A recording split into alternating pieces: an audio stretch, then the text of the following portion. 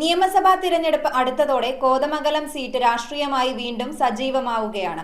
UDFിൽ സീറ്റുമായി ബന്ധപ്പെട്ട ചർച്ചകൾ ശക്തമാകുന്നതിനിടെ സേവ് കോൺഗ്രസ് എന്ന പേരിൽ നഗരത്തിൽ പോസ്റ്റർ പ്രചാരണം ശക്തമാകുന്ന കാഴ്ചയാണ് കാണാനാവുന്നത്. നിയമസഭാ തെരഞ്ഞെടുപ്പ് അടുത്തതോടെ കോതമംഗലം സീറ്റിൽ പോരാട്ടം ശക്തമാണ്. ഈ പശ്ചാത്തലത്തിൽ സേവ് കോൺഗ്രസ് എന്ന പേരിൽ നഗരത്തിന്റെ വിവിധ ഭാഗങ്ങളിൽ പോസ്റ്ററുകൾ പ്രത്യക്ഷപ്പെട്ടു. കോതമംഗലം സീറ്റ് കോൺഗ്രസിന് അവകാശപ്പെട്ടതാണെന്നും കൈപ്പത്തി തിരിച്ചെത്തണമെന്നുള്ള സന്ദേശങ്ങളാണ് പോസ്റ്ററുകളിലൂടെ മുന്നോട്ട് വെക്കുന്നത്.